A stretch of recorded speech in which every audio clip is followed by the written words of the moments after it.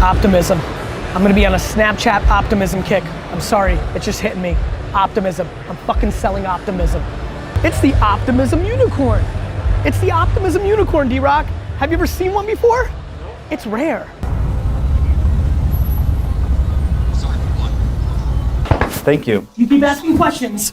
Questions. Love it. My phone. Thank you. Get the hell out of Yes. Where? Garrett, can I show you something real quick? Oh my God, Whenever you're done, we have a roll. That's so good. All right. So doing the Oh my God. house of cards, and then it's gonna close out. So I want to put like a quote there, like stop watching, but like we already did like go do, like you want something else. Yeah, I do. Hey. Because if you want something, you don't have that much time. Gary. Yes, hey. Good, how are you? Yep. That guy bumped into me. I almost got into a fight. Or, you know, maybe as I get older, I'm starting to realize something with the eyes. I get older, I'm starting to realize I'm more like you, kind of thing. You know.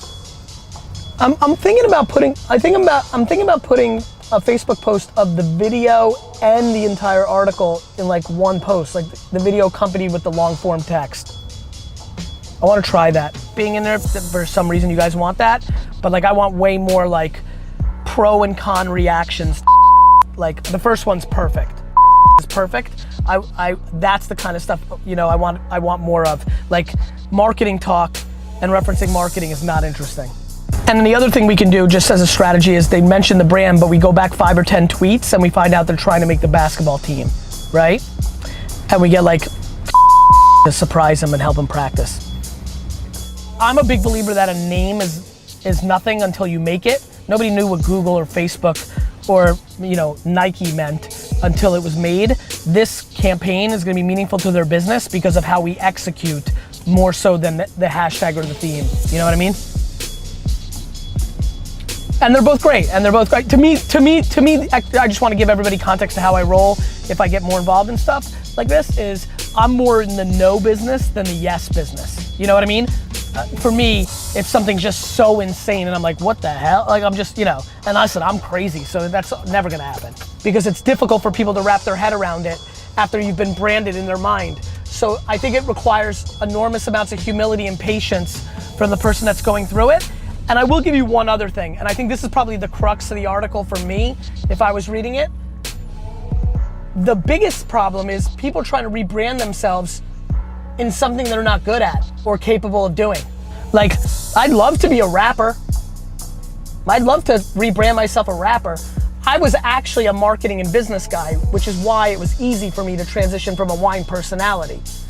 But if I try next week to position myself as a hip hop artist, I've got a problem. And I think I'm seeing a lot of people try to reposition themselves as entrepreneurs or as thought leaders in certain genres when they are actually not that. You know, I'm feeling it a lot because of entrepreneurship. Everybody wants to be an entrepreneur even though they never sold anything in their goddamn lives. Now that doesn't mean you can't be, but before you start branding, I think there's a very distinct thing I'm about to tell you. I would rebrand myself as somebody who's going through the journey of becoming an entrepreneur versus branding myself as an entrepreneur. Got it? And I think that's the powerful distinction. I think people are faking the funk. I think people are way too bought into faking until you make it. Faking until you make it worked when nobody was watching. Something I don't think I talk a lot about with you guys about this whole fake it till you make it thing, which I think was a really good strategy for a long period of time. The problem right now is so many of you are faking it in public. Fake it till you make it was great because nobody was watching, and you were faking it by doing it, and you were learning. You were learning on the job is probably the more noble way to say it. The problem is so many of you now are saying you're there before you're there.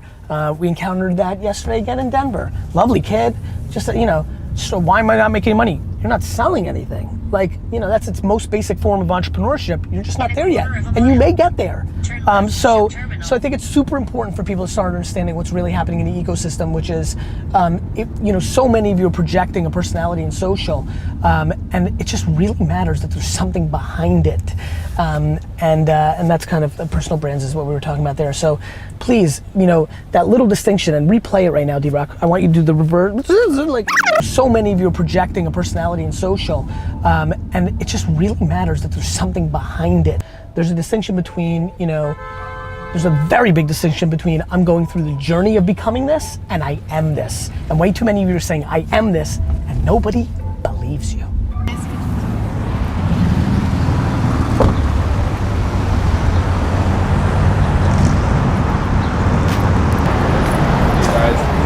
Hey, I'm Tim. How's it going? Tim. Nice to meet you. I'm Such from a pleasure. Salesforce. How are you? Thanks for coming. I'm good. Thanks for having me. How's your day? Good. Cool. How's it going? It's good, yeah. So who's in the crowd? Who's in the crowd? So it is about 20% enterprise, 40% mid-market, and the rest is SMB. On selling mainly B2B? Mainly B2B. Like 90%? Right. Thank you, brother. What's your name? Peter. Peter. Good to meet you, man. Nice to meet you. Yeah. Thank you. Looking forward to your talk. Thank you so much. My point of view on how to use all the new tools that I'm good at from a B2B sales point of view. Right.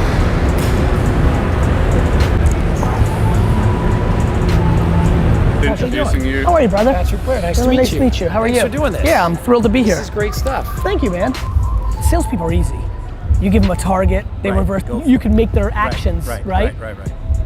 I'm just curious what people are actually doing. Are they cold emailing? Are they just linking up with everybody on LinkedIn and hoping? Are they? These people that you can talk to me about, or what I see. Yeah. Are you thinking? Are you a human? Like, I tell our guys that all the time. Like, if you send You're preaching. if you send your buddy that email, does he respond to it? You're not That's responding not to it. Human speak. You mean So the cold email that has email, that is like I am Hi, Gary. May I speak to you for a minute? That's not how you speak to someone. Like, I always I know where to tell go. the younger guys.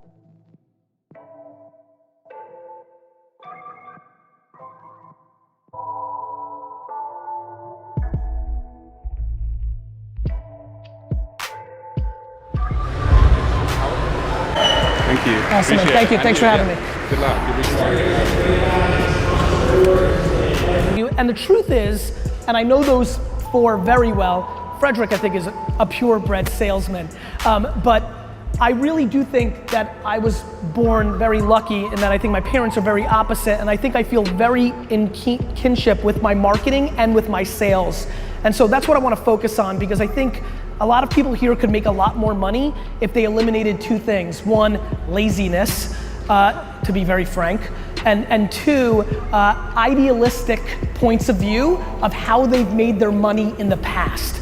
I think one of the biggest concerns I have sitting here in a world where I'm hungry to get 1 to 2 people, 3 people to get a lot of value out of this talk is the way you made your money before is my enemy.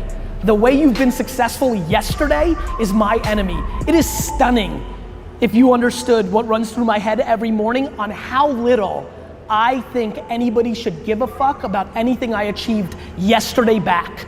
The biggest problem is people get the reason I've been successful on the boards in NGO and you know of my work is because I've brought business DNA to the nonprofit sector.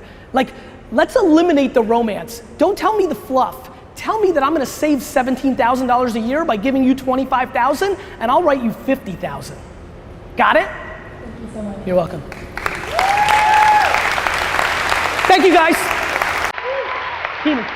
Bye guys. Look, here's the thing. Yeah. I know I've been in business development. Yes.